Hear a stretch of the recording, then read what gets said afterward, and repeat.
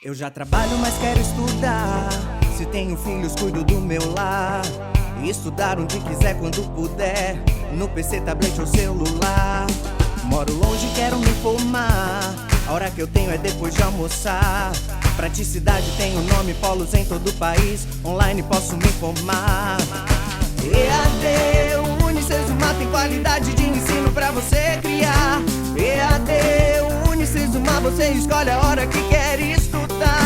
EAD, Unicesumar em cada canto do Brasil, porque melhor não há. EAD, Unicesumar, do meu jeito, no meu tempo, em qualquer lugar.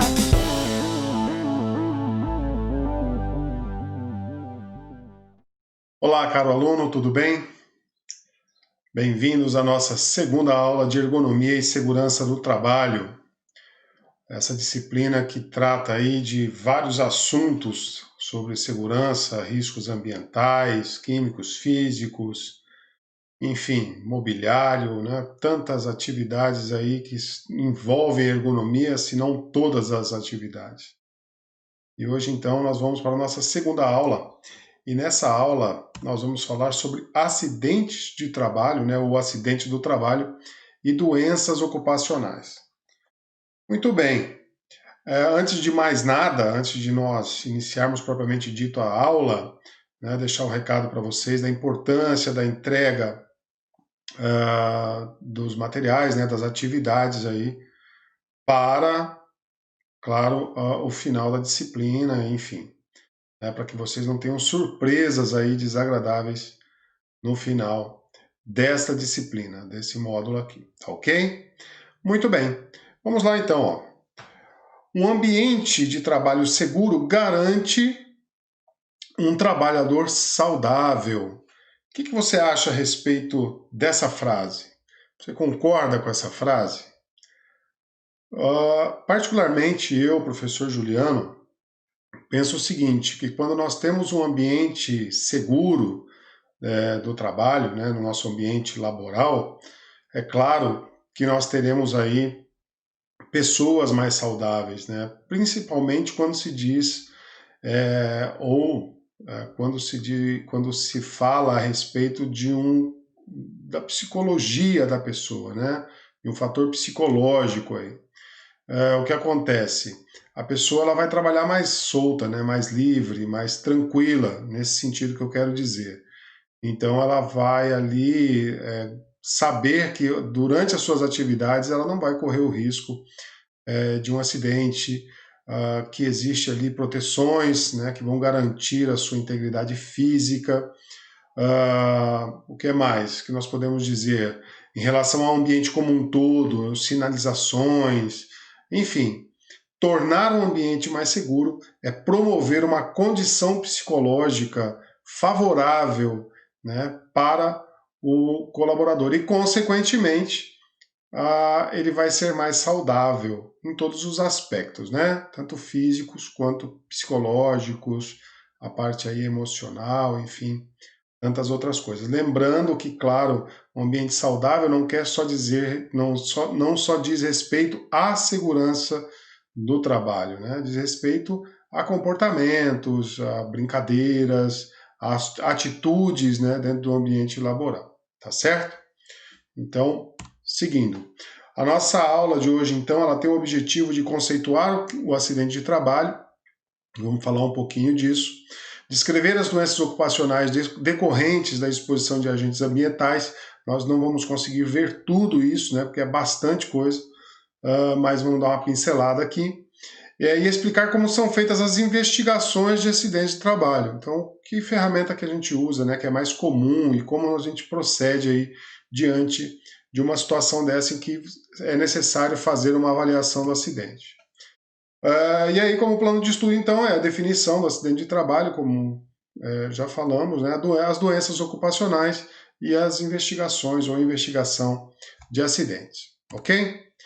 Então, primeiramente, veja só, lá na Lei 8.213 de 91, no artigo 19, ela fala o seguinte, ó, acidente do trabalho é o que ocorre pelo exercício do trabalho a serviço da empresa ou do empregador doméstico ou pelo exercício do trabalho dos segurados referidos no inciso 7 do artigo 11 desta lei, provocando lesão corporal ou perturbação funcional que cause a morte ou a perda ou a redução permanente ou temporária da capacidade para o trabalho. Então, o que acontece? O que é caracterizado como acidente de trabalho é tudo aquilo que faz com que o trabalhador, claro, né, a gente nunca quer isso, mas ele venha a óbito, né, dentro do ambiente de trabalho.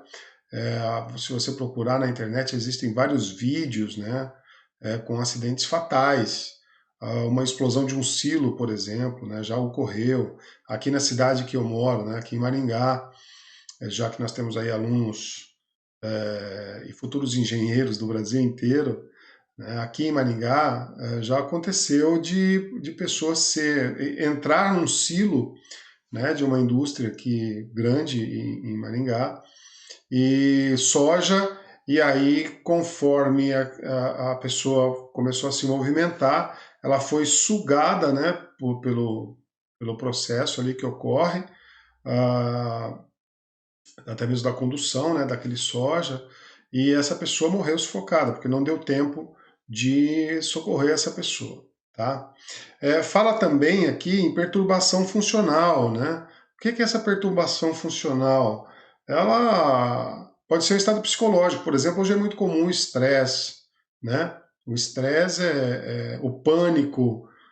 Aqui também tive exemplos, né, de pessoas que trabalhavam comigo ali na empresa, teve um problema psicológico forte dentro da empresa, né, não conseguia mais ficar ali dentro, né, e ficou afastada por vários meses com atestado de psicólogo por pânico.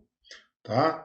Então o estresse, essa geração de conflito, do que acaba conflitando internamente, né, a pessoa com o ambiente de trabalho, e aí vai gerando uma série de complicações aí na pessoa. Tá? A questão da lesão corporal também, né, a lesão corporal é o dano, né, físico ali, propriamente dito.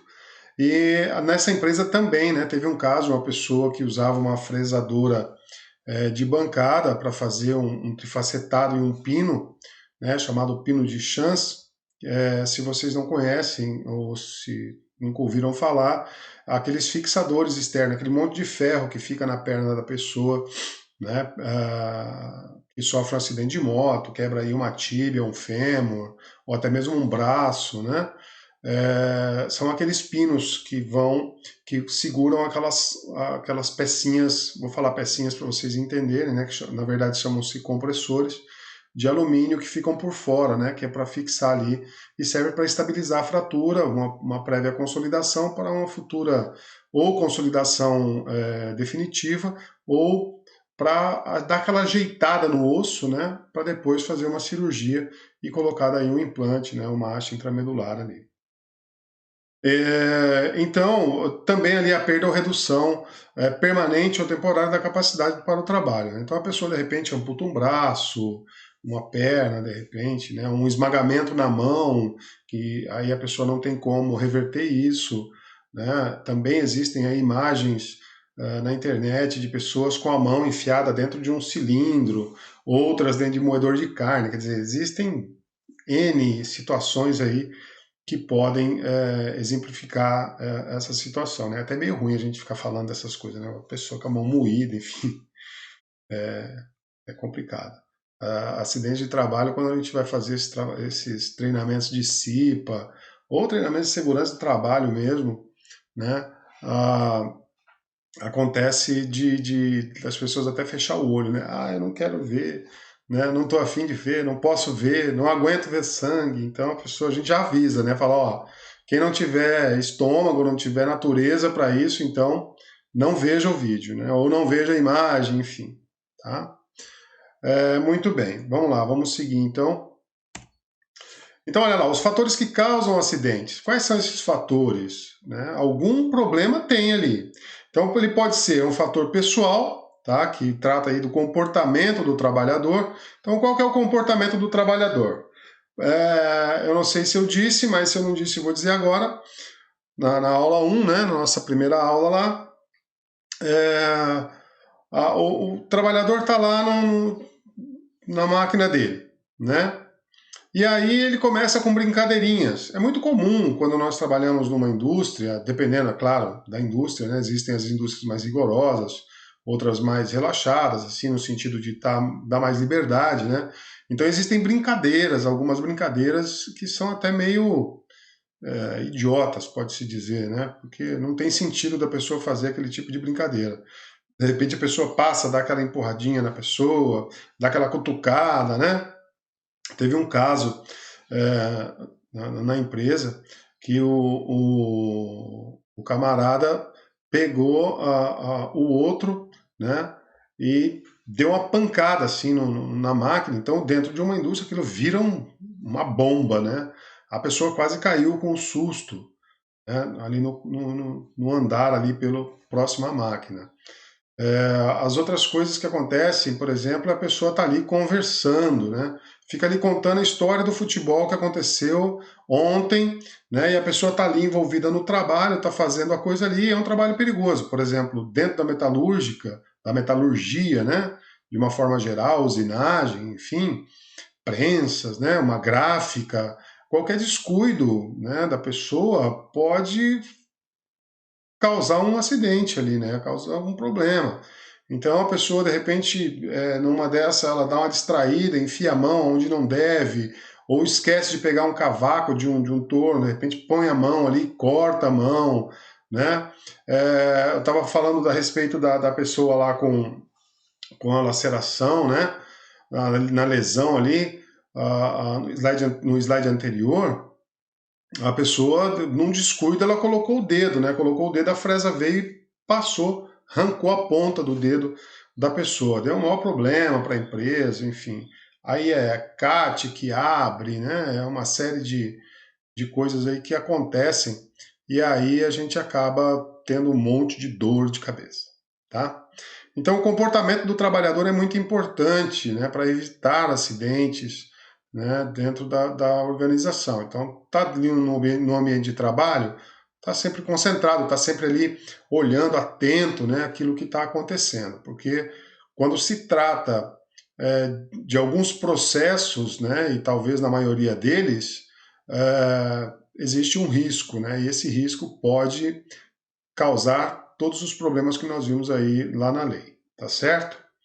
O ato inseguro, né, contraria um preceito de segurança. Então a pessoa está vendo ali que o chão está molhado de óleo, a pessoa está ali limpando, né? E aí o camarada vai e que insiste em passar ali, não limpa o lugar onde está, né? Isso é um ato inseguro. Vai pôr a mão, né? Igual esse camarada que perdeu a ponta do dedo. Tá vendo que o negócio está rodando ali, que a ferramenta não para, a máquina não pensa. Não, tem que ir lá dar uma ajeitadinha com o dedo, né? Isso é um ato inseguro. Ah, vou subir, ó, olha que exemplo. Você dentro da sua casa, de repente vai fazer alguma coisa, e é comum isso, nós não pensamos nisso. Vou lá pôr a escada para subir no telhado para arrumar uma telha. Pô, você está a 2,5 metros, 3 metros do chão quase, né? Ou está lá em cima do telhado sem nenhuma amarração, tá? Imagina. Ah, professor Juliano, mas como é que eu vou fazer? Não sei, a gente tem que dar um jeito, né? Normalmente não se faz, né? Nós não pensamos nisso. Teve um caso numa empresa, eu falei para vocês, acho que na aula 1, eu devo ter comentado, né? Fui dar um treinamento de NR12 na empresa. A pessoa veio, em um determinado momento ali, a pessoa veio falar para mim, né? Olha, que legal, eu levo isso aqui para minha casa, né? E aí deu um exemplo do genro dele. O genro dele, ele falou, olha, amarra, né? Não vai subir, não faça assim, porque vai dar problema. O camarada foi lá, os requisitos de segurança que ele tinha expressado ali para o genro dele subiu no telhado para fazer uma manutenção e ele caiu do telhado lá, acabou se arrebentando, ficado um tempo aí afastado, né? E nós vamos falar a respeito dessas consequências aí mais para frente na aula. A condição do ambiente, então, existe no ambiente de trabalho. Então, dentro do ambiente de trabalho, como eu falei, a máquina está lá soltando óleo, né? Está vazando lá um pouquinho de óleo. Ou então está o piso molhado, ou então tem buracos, né? Não tem uma indicação ali de uma demarcação, né? Para não ultrapassar, enfim, as situações, as condições do ambiente, tá? Tudo isso pode causar um acidente, tá? Porque a pessoa de repente não conhece o ambiente e ela vai lá, passa, ou então ela se arrisca, né? Que aí entra aí junto com a questão do ato inseguro e aí pode sofrer um acidente e a coisa pode ficar complicada, tá? Vamos lá. Então olha lá, as principais naturezas de lesão. Então, ó, como nós já falamos, né? Ó, corte, laceração, ferida contusa, né? A puncultura, tá?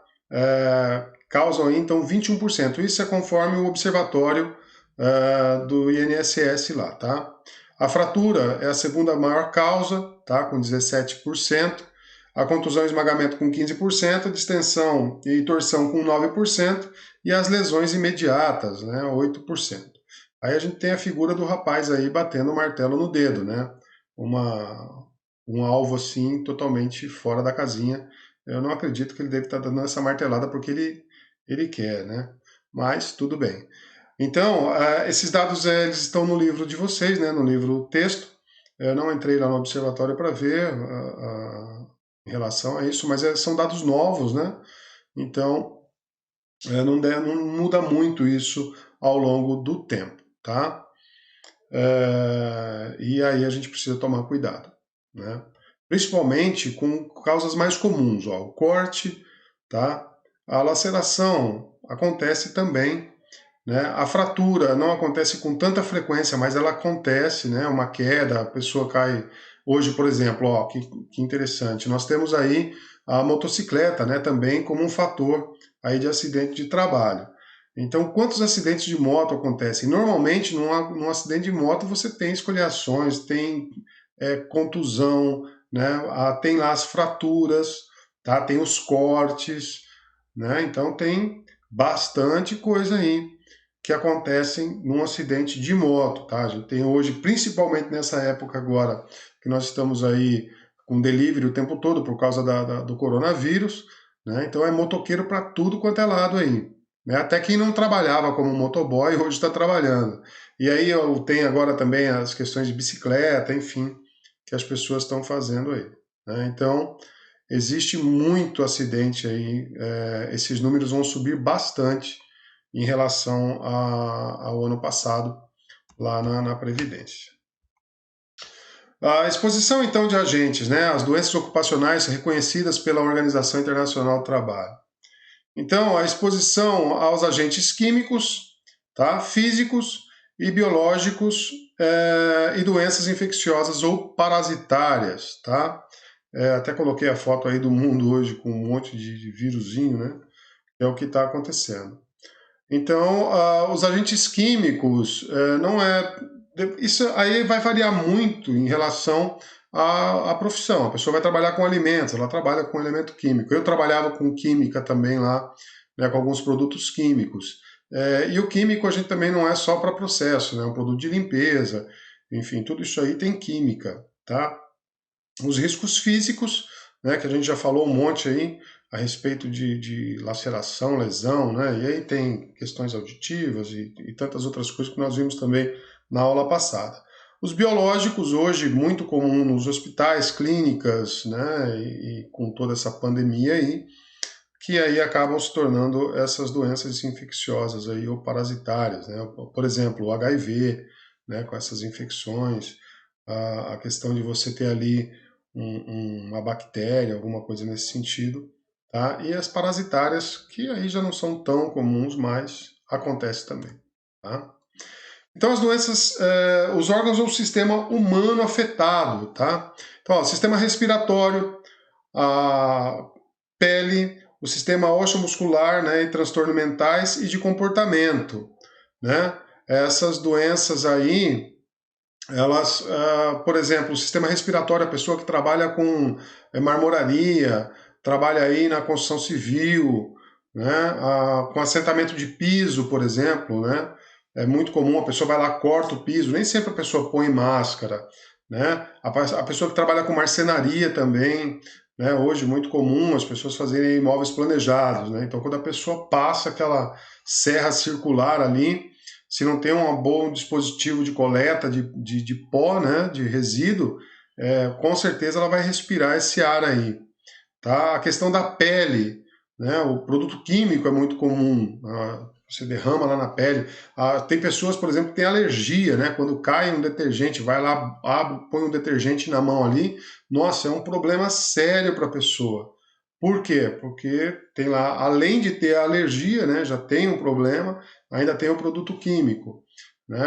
A pessoa que trabalha, eu trabalhava lá, por exemplo, com ácido nítrico, né? O ácido nítrico ele é utilizado para criar uma camada passiva do o óxido de cromo, e aí a pessoa está ali exposta, aquilo cai e queima. Né? Não é aquele queimar de uma vez, mas ele queima, cria lá manchas, cria um certo problema. Tá?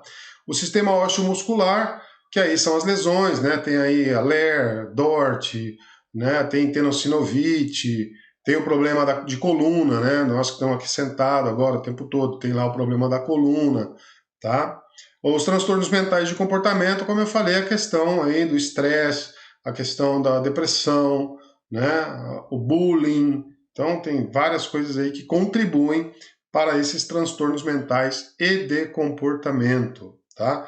E vocês, como engenheiros, que vão estar aí na lida, no dia a dia, né, do trabalho, seja numa consultoria, seja na sua empresa, né, seja no canteiro de obra ou dentro de uma indústria, o que acontece? Você vai observar essas coisas, né? E qual é o nosso papel como engenheiro? Nosso papel como engenheiro é tentar minimizar isso ao máximo, né? Tentar eliminar isso, na verdade, de dentro do ambiente de trabalho, tá certo?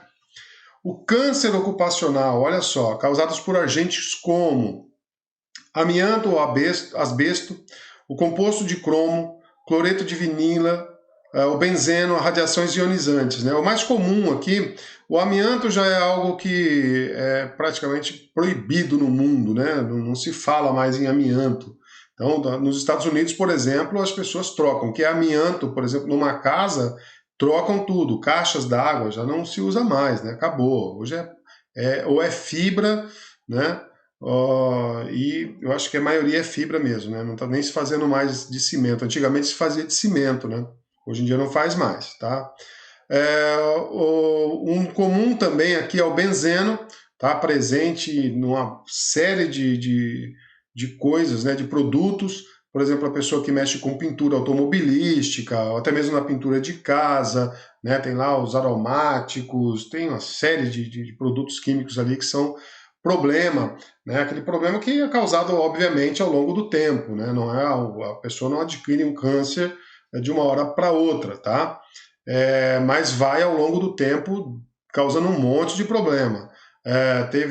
Eu acho que eu comentei também uma matéria, né, com as pessoas querendo reabrir uma mina de amianto, né? E as pessoas todas arrebentadas, né? Um com pulmão todo estourado, o outro com a vida inteira estourada, né?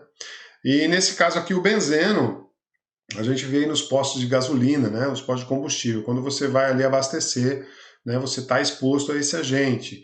Você vai lavar numa oficina mecânica, né? Vai lá lavar peça, vai mexer com gasolina, vai mexer com thinner na preparação de tinta, enfim, uma série de produtos aí que tem o benzeno também. Tá? E as radiações ionizantes, né? Um exemplo bem claro aqui é quando você vai fazer um raio-x.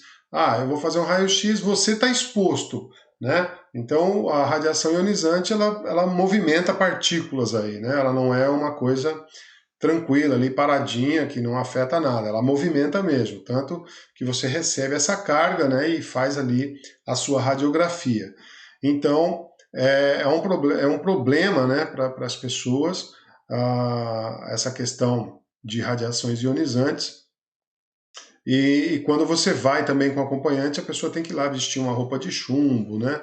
Tem um vídeo na internet também, eu estava vendo esses dias atrás, a respeito disso, né, os caras fazendo um teste, né, com folhas de alumínio, com folhas de chumbo, para ver aí a questão dessa passagem, né, dessa energia aí sobre, através, né, dessas proteções, tá? E aí existe um custo exorbitante aí para você montar uma sala dessa. Teve um professor de eletrônica, né, ele é físico aqui na Universidade Estadual de Maringá, se formou em física, na verdade, né, na universidade aqui, e foi meu professor de eletrônica num curso de eletrotécnica. E esse professor, ele foi desenvolver, né, foi fazer, na verdade, um projeto de uma sala para raio-x. E aí ele falou, rapaz, eu vou te falar uma coisa, é tão complexo o negócio para você começar a colocar essas mantas, né, de fazer todo esse revestimento de chumbo, né, na sala, que é uma loucura isso, né? E aí tudo medido, né? Tem lá os contadores Geiger, enfim, as ferramentas. Mas aí, olha só, as despesas relacionadas a acidentes do trabalho. Quanto custa, né? Nós falamos de acidente de trabalho. Agora, quanto custa para a empresa, né, a questão aí de um acidente, quando a pessoa sofre um acidente, né? Será que é só custo financeiro? Né? Às vezes a pessoa fala assim, sofreu um acidente, tá, a pessoa foi lá, ficou afastada. Imagina, olha, a pessoa fica, dependendo da gravidade, fica 15 dias afastada, né? A empresa paga esses 15 dias, depois a pessoa ainda tem o prejuízo, não tem força de trabalho. Quer dizer, a pessoa não está ali, ela não trabalhou, né? Como é que faz? Vai ter que desprender outra pessoa, a produção não é a mesma. Né? Então, olha só quanto transtorno é gerado aí nessa questão. Tá? Então, olha só. Os custos, então, com seguro, obrigatório e outros seguros. Então, a empresa paga essas coisas. Tá? Custos com salários de horas não trabalhadas, olha. Então, a pessoa está afastada, ela não vai trabalhar. Se a pessoa tem um problema mais grave com um acidente de trabalho, seja ele qual for, essa pessoa, por exemplo, que ficou alguns meses afastada da empresa, tá? Não, tudo bem, a empresa paga 15 dias, depois vai lá o INSS e paga. Ok, mas e o trabalho, né? Que essa pessoa não desenvolveu? Quanto isso custa para a empresa? Né? Tudo isso a gente tem que levar em consideração. Você, como engenheiro, tem que levar em consideração também. Tá? Os custos com reparos, né? Acidente, professor, não é só com pessoas? Claro que não. O acidente também ocorre com equipamentos. Tá? Então, quais são os custos com esses reparos? Né? Aí, de repente, você está perguntando, mas como é que acontece um acidente com equipamento? Acontece, a pessoa faz uma referência, por exemplo, no equipamento. Hoje, a maioria é tudo sistema computadorizado. A pessoa faz uma parametrização da máquina errada, coloca uma vírgula no lugar errado. Eu mesmo já vi quebrar ferramentas com avanço ali do carrinho, bater na placa, estourar a ferramenta, parar a máquina. Né? Ou uma sobrecarga de energia, a pessoa liga um fio errado, pronto, queima uma placa da máquina. Como é que faz? Quanto tempo isso demora? Né? Então é custo, parou a produção. E você ainda tem que investir dinheiro em cima da situação. E você, como engenheiro, muitas vezes vai ser cobrado a respeito disso. Né? Lá na construção civil, dá uma pane lá, a pessoa liga um fio errado numa betoneira. Como é que faz? Né? Aí o cara vai lá, como estava lá a imagem da pessoa, dá-lhe uma martelada no dedo, arrebenta a mão, não consegue trabalhar. Tá? Então, tudo vira. A engenharia a elétrica, por exemplo, a pessoa leva uma descarga, né? Perde uma parte da mão, ou então chega até a morrer, porque com energia a gente não pode brincar, né? Uma pessoa frita de repente. Eu já vi cenas da pessoa grudar no fio, né, acidentalmente e fritar, não tem condição de sair do lugar, né? Fritar literalmente. Né? E teve um ex-aluno meu, até do curso de segurança, que eu conheci ele antes, e essa pessoa sofreu uma descarga, ele tinha problema na mão, estava com a mão partida, assim, partiu a mão da pessoa na descarga que ele levou. Né? Levou uma sorte de não ficar colado no fio lá e acabar morrendo. Né? Então, tem uma série de coisas aí, tá? Então, os custos com reparo, o equipamento também sofre dano. Por exemplo, meu laptop aqui agora, se ele para de funcionar, né? Tem um problema aqui no meu laptop. Qual é a minha perda? Qual é o meu custo com reparo? E se queimar um HD, ok, vou lá, compro outro, tá, repõe. Mas e se queimar uma tela? Ou se queimar a placa? Ou então essa câmera que está aqui me filmando, né? Transmitindo essa aula aí para vocês, tá? Se dá um problema ali na câmera, se é bateria, ok, vai lá, troca a bateria. Mas e se dá um problema na lente, né? Ou no sistema interno da câmera, tá? Então, tudo isso aí é custo. A perda de produção, né? Então, com tudo isso, o que acontece? Eu perco a produção. Se não produz, eu não vendo, né? Eu não tenho produto disponível para vender. Então, é outro problema também, tá? Pagamento de hora extras. Aí o professor Juliano faltou, mas eu vou ter que contratar uma outra pessoa para suprir ali a necessidade que faz o processo. Eu não consigo trazer uma pessoa de outro setor para fazer aquela atividade, né? Vou ter que gastar com hora extra lá, contratar o funcionário.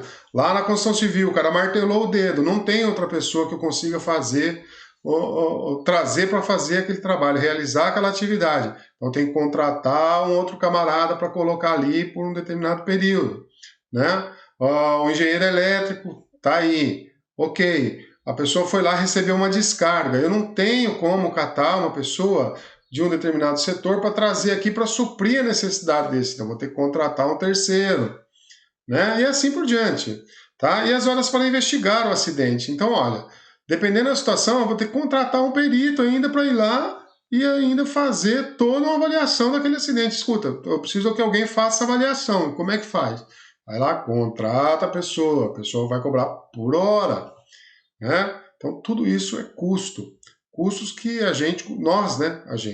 nós como engenheiros, né, temos que estar ali a par o tempo todo, né, fazendo essas contas, vendo o que é melhor, o que é viável, o que é inviável, né? Tá bom? Muito bem. Vamos seguir então, ó. Continuando então nas doenças ocupacionais, ó, lá na portaria 1339 de 99, tá?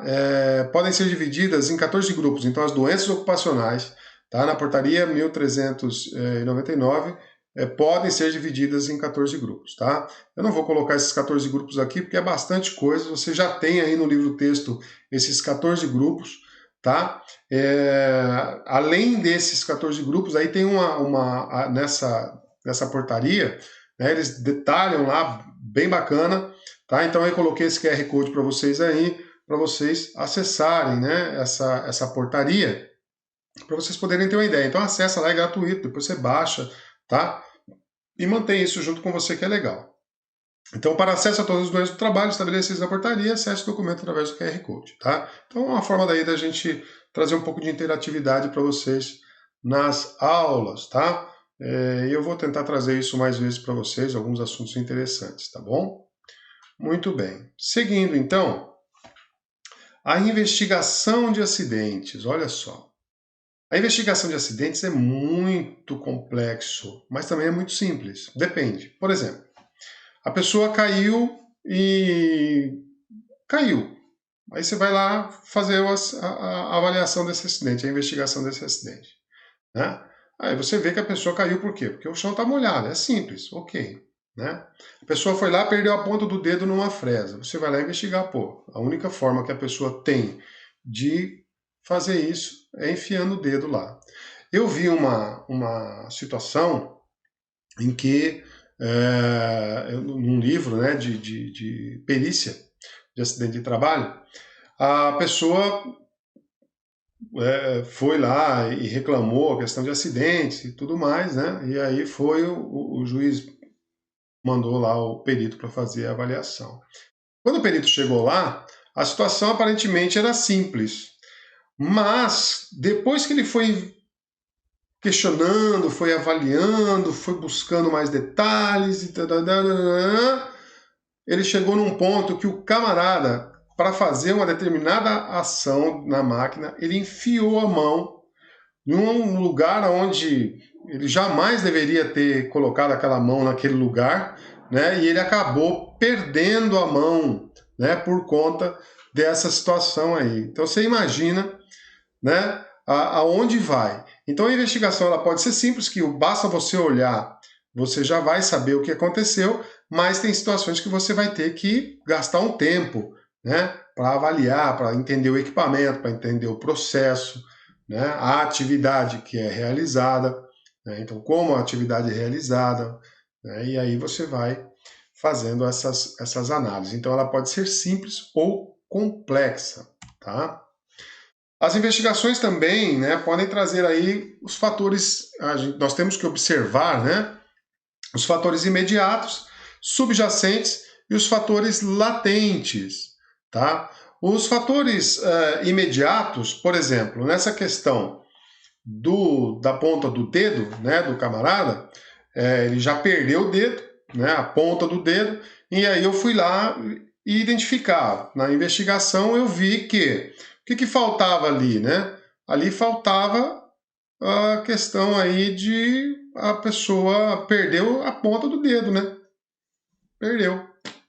Então, o que a gente pode fazer, né? Já foi, tá? Os fatores subjacentes são aqueles fatores que antecedem, então, esses fatores imediatos.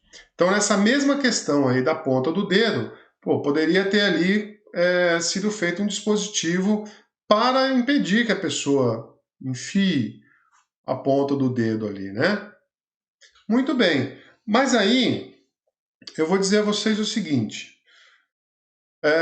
Muitas vezes, você como engenheiro, isso é a prática, tá? É o dia a dia, não é a teoria.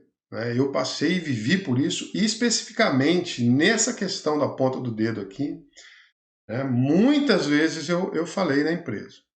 O que acontece? A pessoa ia lá, colocava a peça e empurrava com uma outra barrinha de ferro. Até aí, tudo bem, né? Mas chegou o dia dessa pessoa querer ir lá ajeitar com a pontinha do dedo o tal do pino, né? No equipamento. Ok. Quantas vezes eu falei para a pessoa, olha, vamos estudar para nós fazermos aí um encapsulamento dessa parte, onde a pessoa consiga enxergar a posição do pino, né? Para não ter problema, claro, na usinagem, não perder peça, e impedir que essa pessoa enfie esse dedo lá dentro.